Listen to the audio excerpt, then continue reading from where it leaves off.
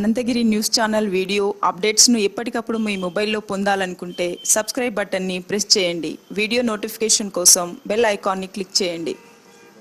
రాజీ మార్గమే రాజమార్గం అని లోక్ అదాలత్లో కేసుల పరిష్కారం అనేది ఇద్దరు గెలిచినట్లేనని జిల్లా అదనపు న్యాయమూర్తి మురళీమోహన్ అన్నారు.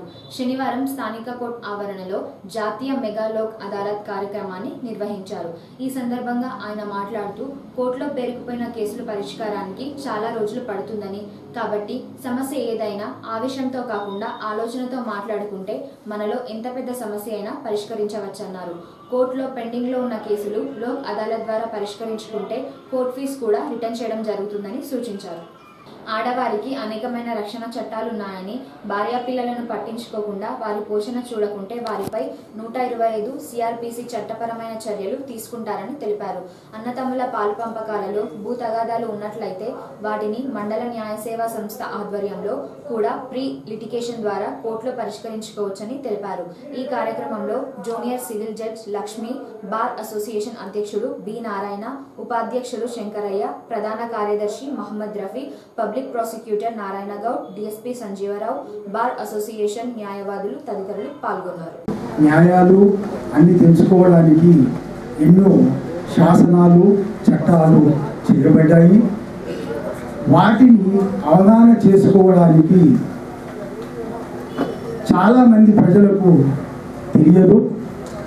ఆ ఉద్దేశంతో ఈ న్యాయ వ్యవస్థను ఏ విధంగా సంప్రదించాలి, ఏ విధంగా న్యాయం చేసుకోవాలనే ఉద్దేశంతో ఆ విషయమై ఈ మండల న్యాయ అధికార సంస్థను నెలకొల్పడం జరిగింది. ఇదంతా ప్రజలకు శ్రేయస్సు గురించి, పేద ప్రజలకు ఒక అవగాహన కల్పించి ఈ కార్యక్రమాన్ని చేపట్టడం జరిగింది.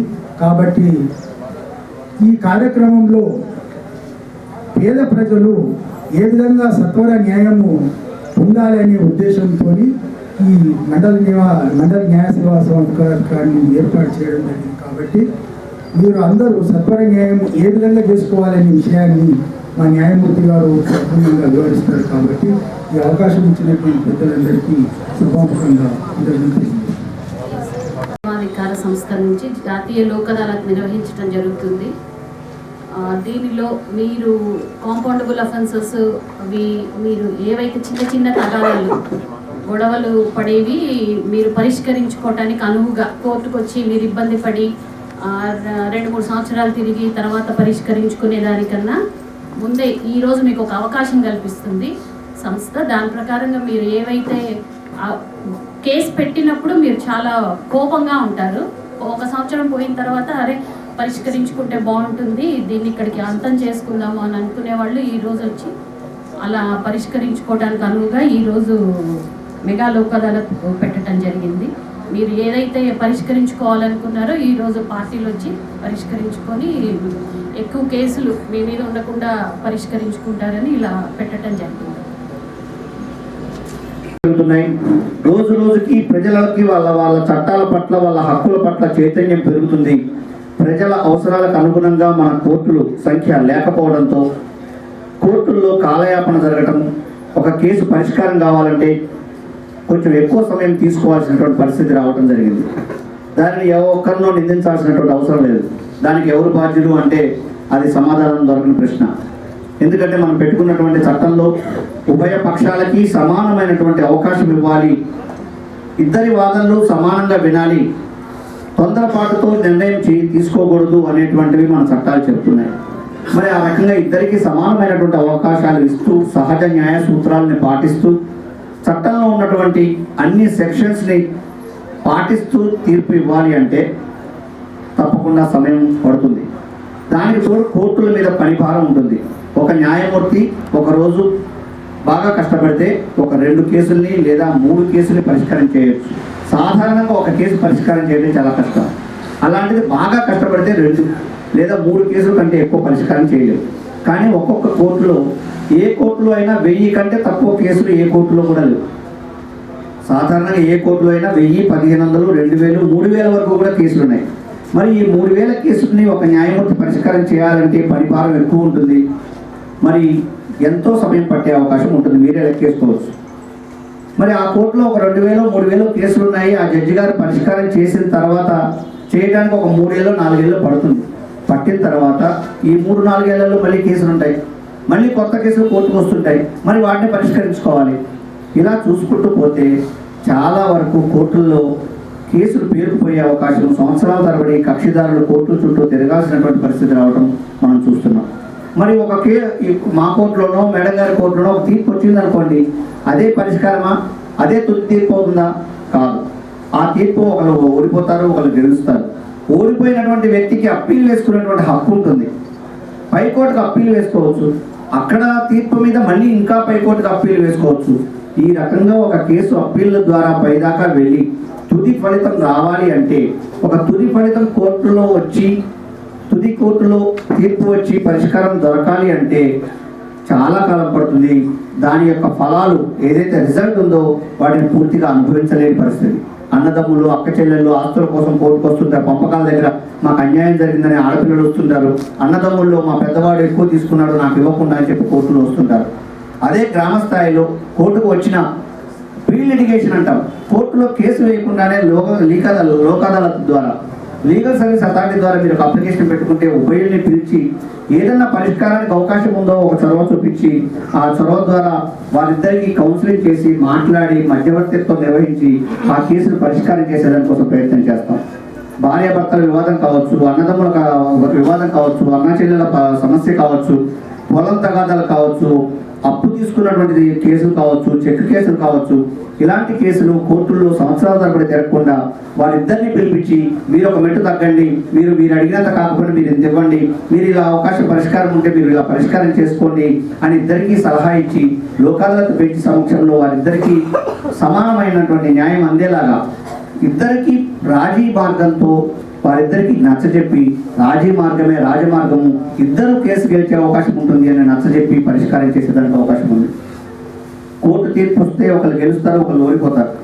కోర్టు వాదనలు విన్న తర్వాత ఇచ్చే తీర్పు చేసే రాజీ రూపంలో కుదిర్చింది అనుకోండి, ఇద్దరు గెలిచినట్టే అవుతుంది, ఇద్దరు ఆ కేసులో గెలుపొందిన వాళ్ళే అవుతారు. ఇద్దరు ఇంటికి వెళ్ళి హాయిగా మా కేసు ఈ రోజుతో పరిష్కారమైంది, మా సమస్యని మేమే లోక్ అదాలత్ సమక్షంలో పరిష్కారం చేసుకున్నాము అని చెప్పి ఒక సంతృప్తిని వెలుగుచ్చే అవకాశం ఉంటుంది. ఒకసారి లోక్ అదాలత్లో పరిష్కారం అయిపోయిన తర్వాత దాని మీద అప్పీల్ ఉండదు. ఇద్దరు సంతకాలు పెడతారు, జడ్జి గారు సంతకం పెడతారు, స్టాంప్ వేసి లోక్ అదాలత్ అవార్డు పాస్ చేస్తారు. అప్పటి వరకు మీరు కోర్టులో కట్టినటువంటి ఫీజు కూడా వెనక్కి ఇవ్వడానికి రూల్స్ ఉన్నాయి. ఆ రకంగా ఫీజు కూడా వెనక్కి ఇచ్చేటువంటి అవకాశం ఉంది. 5 పైసలు ఖర్చు లేకుండా మీ సమస్యను మీరు పరిష్కారం చేసుకునే అవకాశం ఉంది. అది లోక్ అదాలత్ ద్వారా కలుగుతుంది. ఇలాంటి మంచి అవకాశాన్ని మీరు లోక్ అదాలత్లో ఉపయోగించుకోండి. కోర్టుల్లో పనిభారం తగ్గేదానికి, మీ సత్వర న్యాయం అందేదానికి, అలాగే సాధ్యమైనంత తొందరలో మీ కేసు పరిష్కారం కావడమే కాకుండా ఖర్చు కూడా చాలా తక్కువ ఖర్చులో మీకు న్యాయం అందేటువంటి అవకాశం ఈ లోక్ అదాలత్ ద్వారా వస్తుంది. ఈరోజు యాక్సిడెంట్ కేసెస్ చాలా కాలం పడుతుంది కోర్టుల్లో పరిష్కారం కావాలంటే. నష్టపరిహారం కోసం వేసేటువంటి దావాలు అవి ఈరోజు చాలా మంది ముందుకు వచ్చారు. పార్టీలు, ఇన్సూరెన్స్ కంపెనీ న్యాయవాదులు ముందుకు వచ్చారు. వారు ఇన్సూరెన్స్ కంపెనీ వారితో మాట్లాడి సత్వరంగా వారికి పరిష్కారం చూసుకునేటువంటి ఏర్పాటు ఈరోజు జరుగుతుంది. అలాగే క్రిమినల్ కేసులు చిన్న చిన్న ఆవేశాలకు లోనయ్యి చిన్న విషయాల్లో కొట్లాటలకు వెళ్ళి చిన్న కొట్లాటలు గ్రామాల్లో ఏవైతే జరుగుతుంటాయో పొద్దున్న లేస్తే మళ్ళీ మొహం చూసుకునేటువంటి వాళ్ళు కోర్టుల్లో కేసులు వేసుకొని సంవత్సరాల తరబడి తిరిగి కక్షలు కార్పణ్యాలు పెంచుకుంటూ వాళ్ళ పిల్లలు తర్వాత ఇంకొక తరం అలా గొడవలతో పాటు కోర్టుల చుట్టూ తిరుగుతూ వాళ్ళ సమయాన్ని, వాళ్ళ భవిష్యత్తుని, వాళ్ళ యొక్క మానసిక టెన్షన్ని పెంచుకోకుండా తగ్గించుకునేలాగా చాలా మంది ముందుకు వస్తున్నారు. వాళ్ళందరికీ స్వాగతం.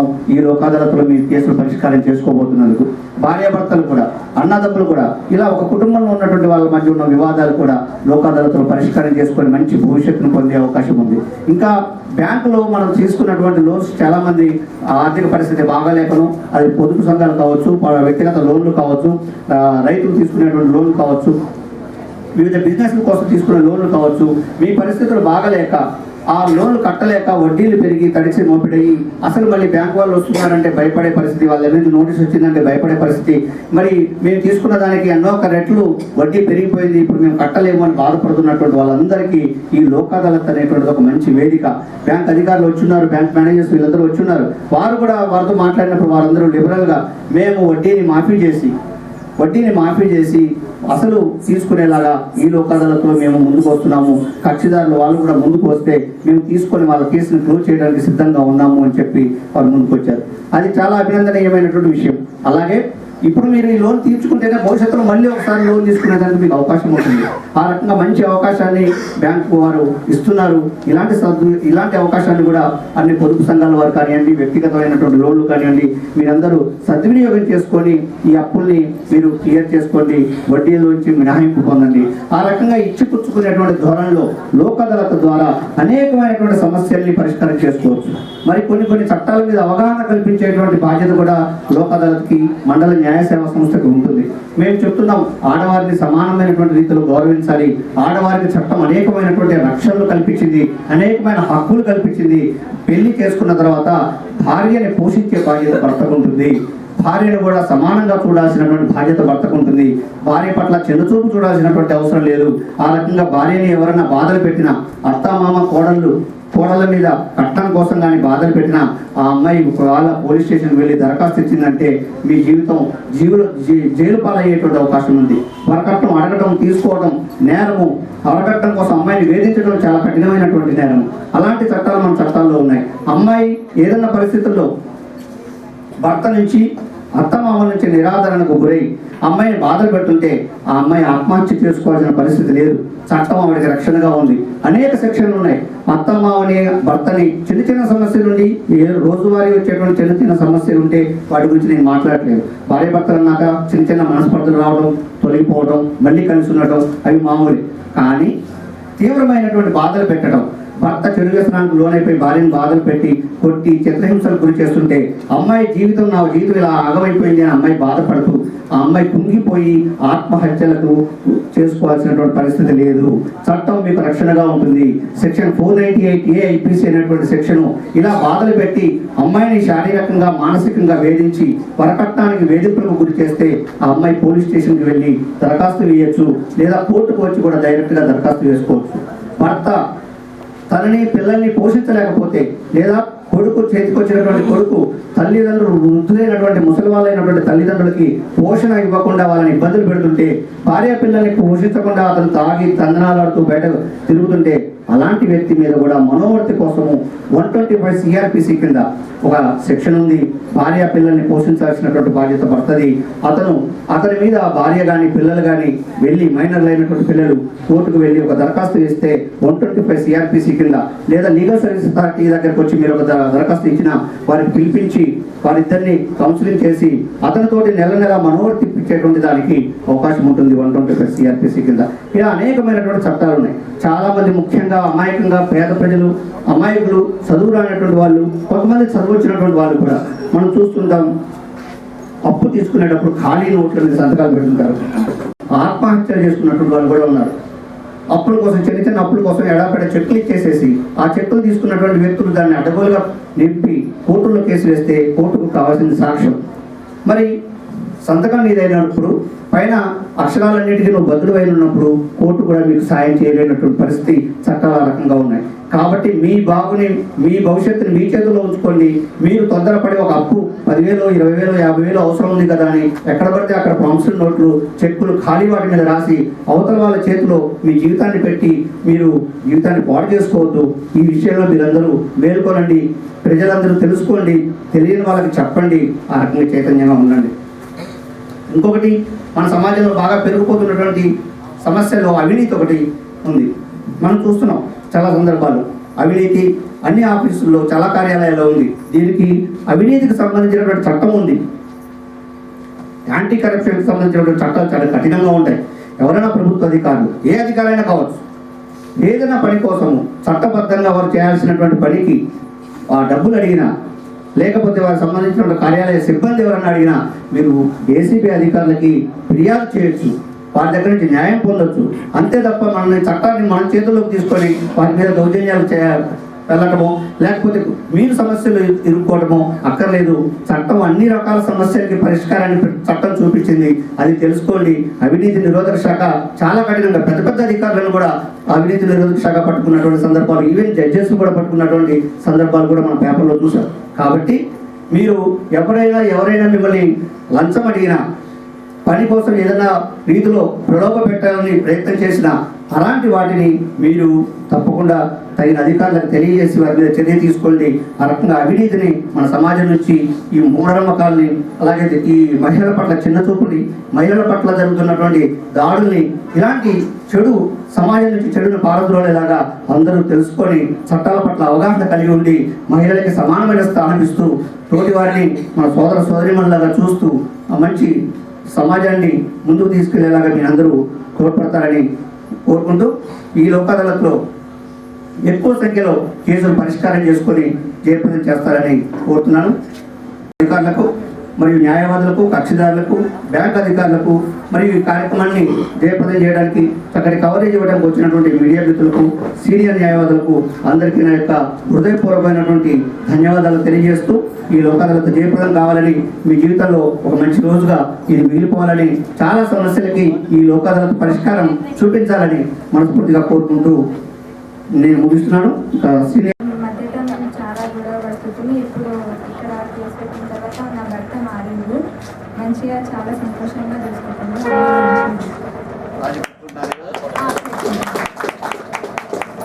అందరూ ఒకసారి తప్పని కొట్టి వారిని అందరినీ ఆశీర్వదించండి. గారు అసోసియేషన్ జనరల్ సెక్రటరీ గారు వారి చొరవతోటి ఈ కేసుని ఈరోజు పరిష్కారం చేసుకోవడం జరుగుతుంది. వాస్తవంగా 2 సంవత్సరాలు అయింది. ఇది పరిష్కారం కావడానికి ఇంకా చాలా సంవత్సరాలు పట్టే అవకాశం ఉంది. అప్పటికి కూడా మళ్ళీ ఏమైనా ఇబ్బంది పెడతావా? అది ఫ్యామిలీ చుట్టాల బంధువుల నుంచి గొడవ వచ్చింది సార్. మా ఫ్యామిలీ అయితే ఏం లేదు సార్. మేము మంచిగానే ఉన్నాం. పరిస్థితి బంధువులు వచ్చి నన్ను గొడవ వేసి